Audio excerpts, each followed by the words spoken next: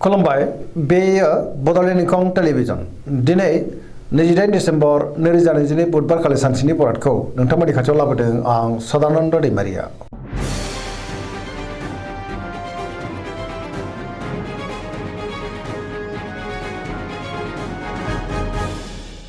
सिगां फरायत लादों मेष राशि गिबि हांखो अ ल दिनैनि साना मोजां आरो गाज्रिनि गेजेरजों बाबेनलांगोन। गोबां जेंनाजों मोगा मोगि जानो हागौ। मावनो लानाय खामानिखौ मावफुंनो गोब्राब जागोन। माबा नङा माबा मोनसे गोरोन्थि जाफ्लांनोबो हागौ। गोसोआ दिनै जोबोर उसुखुथु जागोन। देहाया मोजाङै थागोन अब्लाबो नाथाय जानाय लोंनायाव सांग्रां जानांगोन। सोरबा लोगोनिफ्राय गाज्रि खौरां फैनोबो हागौ। रांखावरियाव मोजां अब्लाबो नाथाय खरसायाबो बांगोन। बेफार फालांगियाव मोजां होनजायो। सोरबा लोगोनिफ्राय हेफाजाबखौ मोननोबो हागौ। नखराव बिसि फिसायनि गेजेराव अनलायनाय फैगोन। गुबुननि गोसोखौ बोनो नाथाय गोब्राब जागोन। गोसोनि साननायफ्रा देबर नांनोबो हागौ। समाजाव मान मोनगोन। सेंग्रा सिख्लाफ्रा जोबोर रमान्टिक जागोन आरो गावबा गावनि गोसोनि साननायखौ फोरमायलायनोबो हागोन। वृष राशि गिबि हांखो इ उ ब दिनैनि साना जोबोर मोजां। गोसोखौ दिनै जोबोर गोजोननाय मोनगोन। मोनफ्रोमबो खामानियावनो जाफुंसारगोन। गोबां मोजां खाबु मोननोबो हागौ। गोसोआ दिनै जोबोर खुसि जागोन।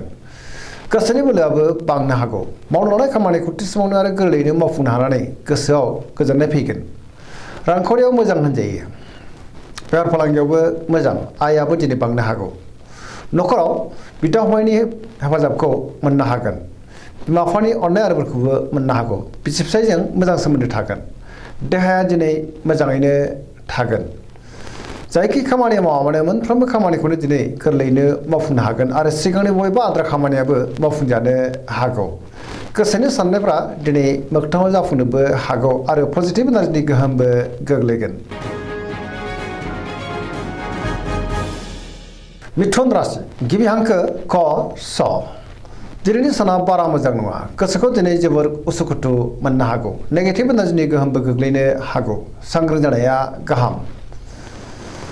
मोनफ्रोमबो बिथिङावनो गोनो गोथो जानो हागौ। गियाननि आंखालबो जानो हागौ। गोग्गो आरो गोथों साननो रोङाबो जानो हागौ। गोसोआ दिनै जोबोर गुलाय गुजाय जागोन। देहाया बारा मोजां थानाय नङा। जानाय लोंनायाव सांग्रां जानांगोन। रांखावरियाव मोजां बेफार फालांगियावबो मोजां होनजायो। नखरावबो अनलायनाय फैनो हागौ। समाजाव मान मोनगोन। मावनो लानाय खामानिखौ मावफुंनो हायोब्लाबो माबा नङा माबा मोनसे गोरोन्थिबो जाफ्लांनो हागौ। सांग्राङै मावनांगोन। सोरबा लोगोनिफ्राय हरखाबै गाज्रि खौरांबो मोननो हागौ। सेंग्रा सिख्लाफ्रा दिनै जोबोर उसुखुथु जागोन आरो नेगेटिभ एनार्जिनि गोहोम गोग्लैनोबो हागौ। कर्कट राशि गिबि हांखो ड ह दिनैनि साना जोबोर मोजां। गुबुनजों मोजां सोमोन्दो लाखिनो रोंगोन।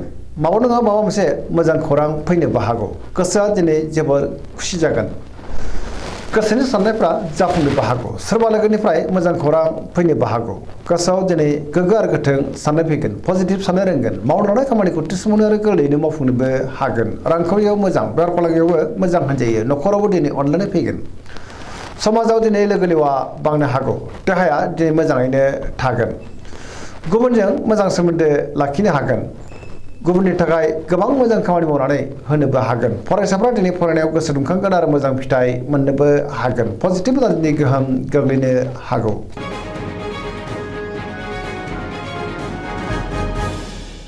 सिंह राशि गिबि हांखो म ट दिनैनि साना बारा मोजां नङा। गोसोआव गोनो गोथो साननाय फैनोबो हागौ। नेगेटिभ एनार्जिनि गोहोमबो गोग्लैनो हागौ। मावनो लानाय खामानिखौ मावफुंनो गोब्राब जागोन। माबा नङा माबा मोनसे गोरोन्थि जानो हागौ। लोगो लेवानिफ्राय हेफाजाबखौ मोननो गोब्राब जागोन।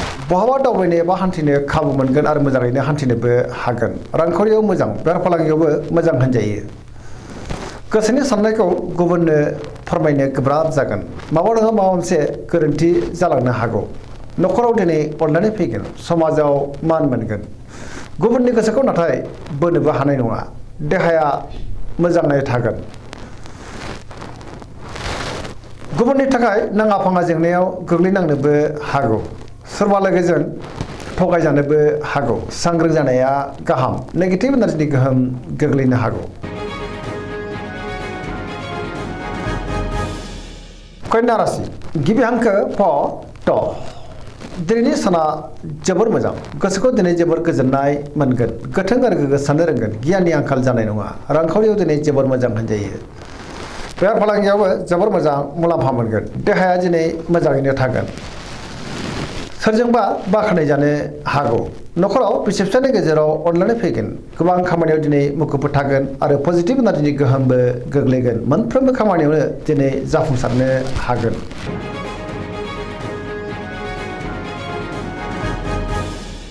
तुला राशि गिबि हांखो र ट दिनैनि साना जोबोर मोजां गोसोखौ दिनै जोबोर गोजोननाय मोनगोन सिगांनि बबेबा आद्रा खामानिया दिनै मावफुंजानो हागौ गोग्गो आरो गोथों साननाय फैगोन गियाननि आंखाल जानाय नङा गोसोनि बोलोआ बांगोन गावनि गोसोनि साननायखौ दिनै गुबुननो फोरमायनोबो हागोन मावनो लानाय खामानिखौ थि समावनो आरो गोरलैयैनो मावफुंनोबो हागोन देहाया मोजाङै थागोन अब्लाबो नाथाय जानाय लोंनायाव सांग्रां जानांगोन रांखावरियाव दिनै जोबोर मोजां होनजायो नखराव बिसि फिसायनि गेजेराव अनलायनाय फैगोन समाजाव मान मोनगोन बेफार फालांगियावबो मोजां मुलाम्फा मोननो हागोन सोरबा लोगोनिफ्राय थोजासे हेफाजाब मोननो हागौ गोदान खामानियाव दिनै आखाइ होजेननो हागोन सेंग्रा सिख्लाफोरनि गोसोआ दिनै जोबोर खुसि जागोन आरो गावबा गावनि गोसोनि साननायखौ फोरमायलायनोबो हागोन पजिटिभ एनार्जिनि गोहोम गोग्लैनोबो हागौ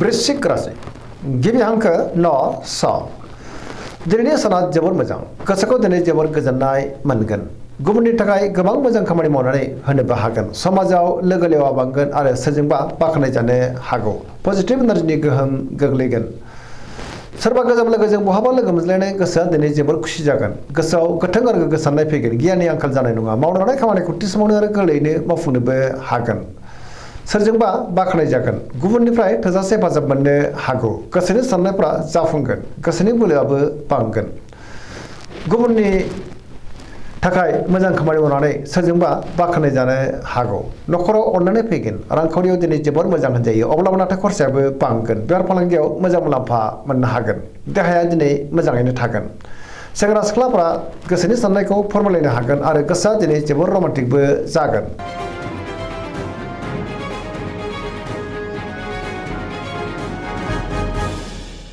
धनु राशि गिबि हांखो ढ फ भ दिनैनि साना जोबोर मोजां गोसोखौ दिनै जोबोर गोजोननाय मोनगोन मावनो लानाय खामानिखौ थि समावनो आरो गोरलैयैनो मावफुंनो हागोन सोरजोंबा बाख्नाय जानो हागौ गोसोआव गोथों आरो गोग्गो साननाय फैगोन गियाननि आंखाल जानाय नङा गोसोनि साननायफोरा दिनै मोगथाङाव जाफुंनोबो हागौ रांखावरियाव मोजां बेफार फालांगियावबो जोबोर मोजां मुलाम्फा मोनगोन समाजाव गोबां मान मोननो हागोन देहाया दिनै मोजाङै थागोन अब्लाबो नाथाय जानाय लोंनायाव सांग्रां जायोब्ला मोजां नखराव दिनै अननानै फैगोन बिमा बिफानि अननाय आरोफोरखौ मोननो हागौ बिदा फंबायनि हेफाजाबखौबो थोजासे मोनगोन लाइमोनफोरा जोबोर रमान्टिक जागोन आरो गावबा गावनि गोसोनि साननायखौ फोरमायलायनोबो हागोन पजिटिभ एनार्जिनि गोहोम गोग्लैनोबो हागौ धोरोमारि बिथिङावबो दिनै गोसो दुंखांगोन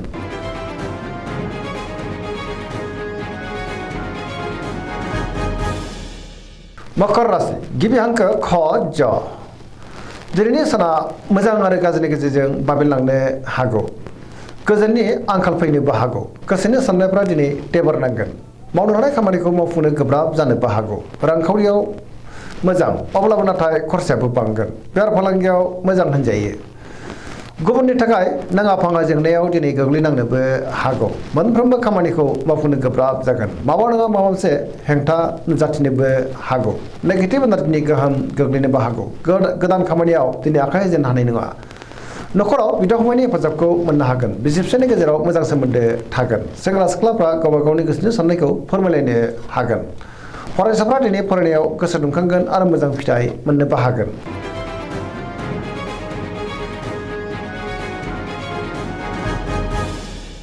कुम्भ राशि गिबि हांखो ग स दिनैनि साना जोबोर मोजां गोसोखौ दिनै जोबोर गोजोननाय मोनगोन मावनो लानाय खामानिखौ थि समावनो आरो गोरलैयैनो मावफुंनो हानानै गोसोआ दिनै जोबोर खुसि जागोन पजिटिभ एनार्जिनि गोहोम गोग्लैनोबो हागौ सोरबा लोगोनिफ्राय मोजां खौरां फैनोबो हागौ समाजाव बयजोंबो मान होजागोन बहाबा दावबायनो एबा हान्थिनो खाबु मोनगोन आरो मोजाङैनो हान्थिनोबो हागोन रांखावरियाव मोजां अब्लाबो नाथाय खरसायाबो बांगोन बेफार फालांगियाव मोजां होनजायो देहाया दिनै मोजाङैनो थागोन नखराव बिदा फंबायनिफ्राय थोजासे हेफाजाबखौ मोनगोन बिमा बिफानि अननाय आरिफोरखौ मोननो हागौ पजिटिभ एनार्जिनि गोहोमबो गोग्लैगोन। धोरोमारि बिथिङावबो दिनै गोसो दुंखांनो हागौ। सरासनस्रायै दिनैनि साना जोबोर मोजां आरो मोजाङैनो बारग'लांगोन।